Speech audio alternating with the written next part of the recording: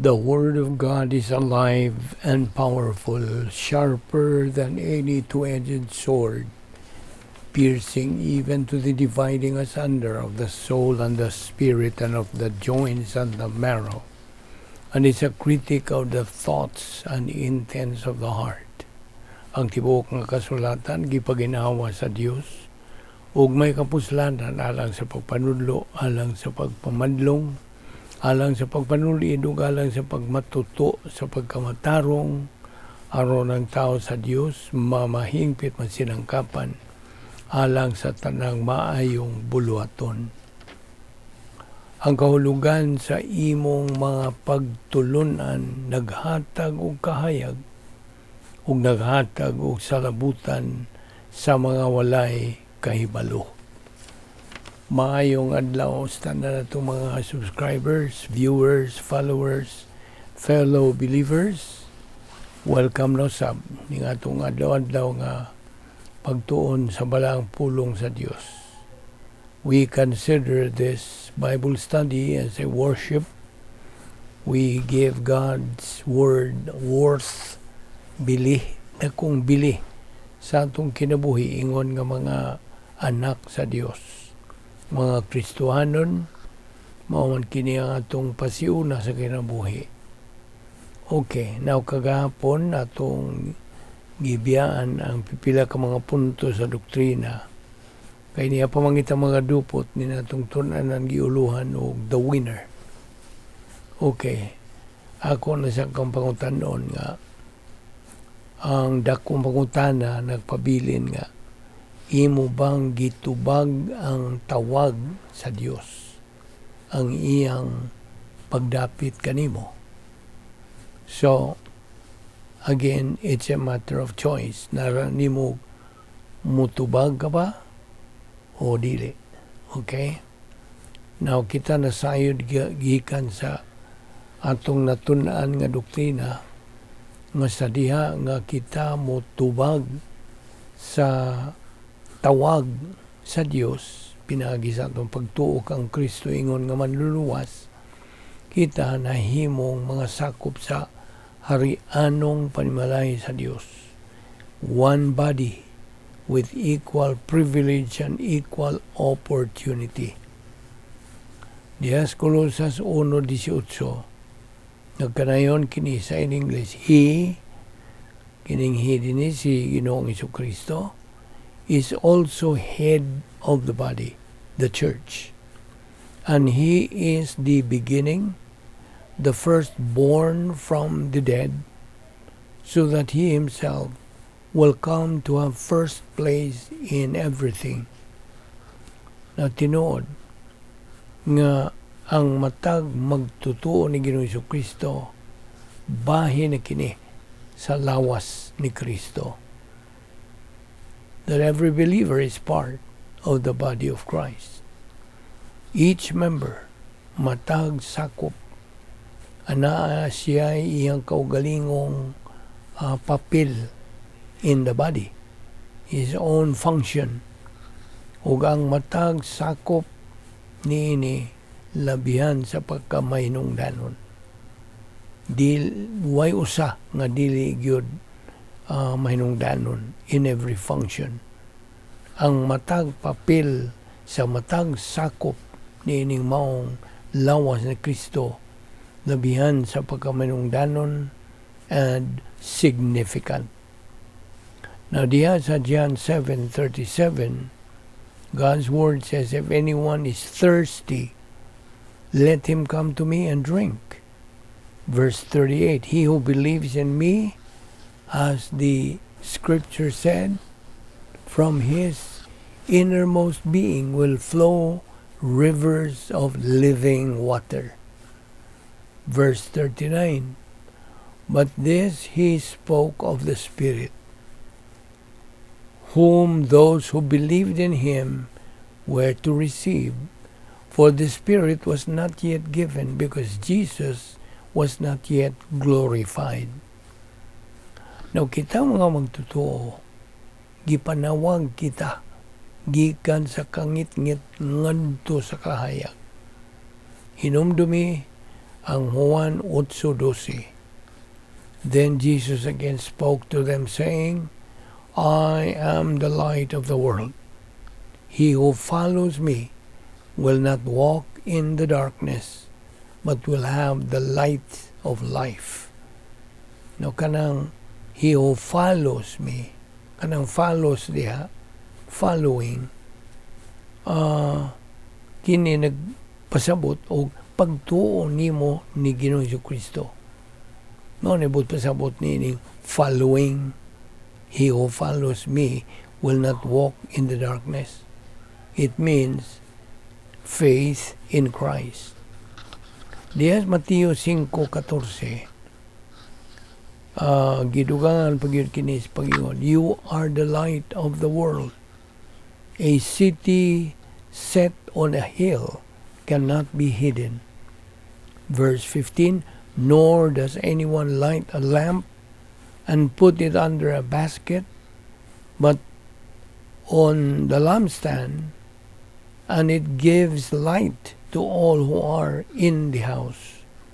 Verse 16, let your light shine before men in such a way that they may see your good works and glorify your Father who is in heaven. Notice Colossus 3:15 na ay daghang mga prinsipyo sa pulong sa Dios, biblical principles nga atong makatunan sa atong pagpadayon sa pagtuon pagkatuon sa pulong sa Dios every day. So kung magtuon tas pulong sa Dios, ato kining gihimo bersikulo por bersikulo, verse by verse, gikan sa iyang original nga pinulungan. Gani ato kining gibuhat, gituman pinagi sa gitawag og ICE method, ICE. I ay sagogical, C categorical, E exegetical. Ug kini lamang ang bugtong paagi nga ikaw makatubo spiritually. Now, we study Bible doctrine ug ang nagkandaing mga rationals niini ug ang unsebot pasabot niini nila ug busa ato kining patuyok-tuyoko na dinhi sa atong panimuot, and let it circulate in the stream of our consciousness. Kaya ang pulong sa Diyos mao man ang una-una ni Kristo. 1 Corinto 2:16. Kita kung mga magtutuo, gimanduan sa pagpasalamat o pagkamapasalamaton, to give thanks in everything. Diha sa Roma 6:17 nagkanayon, but thanks be to God that through you were slaves of sin, although you were slaves of sin, you became obedient from the heart to that form of teaching to which you were committed. Verse 18, and having been freed from sin, you became slaves of righteousness. Og ang Episodio 8, popular nga bersikulo, you have been saved by grace through faith. Colossus 1:12, giving thanks to the Father who has qualified us to share in the inheritance of the saints in light. Na hinumdumi katong inheritance nga itong gitun-ana, mga panulundon, kining maong panulundon dinhi is technically mao nga itong mga ganti dito sa eternidad. Mga ganti. Ug ang Dios nagasangkap niini nga ni kanato in antecedent grace. Okay? Ang Dios mao ang nagahatag kanato niining maong gasa sa kaluwasan. God supplies all our needs. Kana matud pa sa iyang or according to His riches. Now, di ba niragod, alinggat niragod ng pulong qualified as in Colossians 1:12. Kining maong kalifikasyon, mahitabo lamang at the point of salvation. Itong yung higayon nga itong gituuhan sa Ginoong Jesucristo nga itong personal nga manluluwas. O ang sunod nga kalifikasyon, alang ka na itong magtutuo, to be able to share in the inheritance of the saints in light is sa atong pagkabot na unya sa katakos sa pagdawat ni ining mga ganti dito sa eternidad. When we reach capacity to receive the rewards in eternity. Pangutana, ano may pasabot ni ining marvelous light? At ang tubag, kinibahin ni sa pagkakalifikado na itong mga magtutuo. This is part of the believer's qualification. Kaya kitang mga magtutuo, gitawag naman tayong mga santos. We are called saints already. Na dili kita ang naggamagama ni na sa pulong sa Diyos. Diya sa Salmo 119, versikulo 105, Your word is the lamp unto my feet and a light unto my path. Na, maoy suga o lamparahan sa atong mga tiil ug ang suga kahayag sa atong agianan. Now, dihin sa bagong tugon, 2 Corinto 4:6, For God who said, Light shall shine out of darkness, maupod ni siya mismo ang kanang pakita din sa atong tagsa-tagsa kakalag to give the light of the knowledge of the glory of God in the face of Christ. O sa dito daang pakigsaan, Genesis 1:3, then God said, let there be light. Diba? Mao na gipamulong sa Dios ni Jehovah, let there be light. Colossians 3:15 again, let the peace of Christ rule in your hearts. Irene, peace, rule, paria. Now, kita kong mga magtotoo, ato na kining naangkon kining maong kalinaw. Yan itong higayon nga kita naluwas. Okay? We acquired this peace at the point of salvation. From there, kita mga magtotoo, magapadayon sa pag-unsa. Pagkaon sa atong kalang sa pulong sa Dios, to be able to grow in grace and in the knowledge of our Lord and Savior Jesus Christ, 2 Peter 3:18. Now, yan tumiyaging panag-uban na to, naghisgot ng tabahin sa light, di ba? Kahayag. Inumdumi nga yan higayon nga si Ginoong Jesucristo nagkanayon og I am the light of the world. As believers, ang atong Ginoong Jesucristo nagkanayon nganhi kanato. You are supposed to be the reflector of this light. Kamo ang kanang mo sumbalik o mo ba na binisaya mo reflect. Well, kining maong kahayag mao ang kinabuhing walay katapusan. Yes, this light is eternal life. There's Genesis 1:1. In the beginning, God created the heavens and the earth. Verse 2.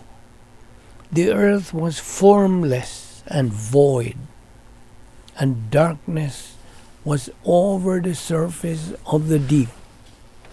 And the Spirit of God was moving over the surface of the waters. Versikulo 3, Then God said, Let there be light. And there was light. Kining let there be light, this talks about plurality. Verse 2.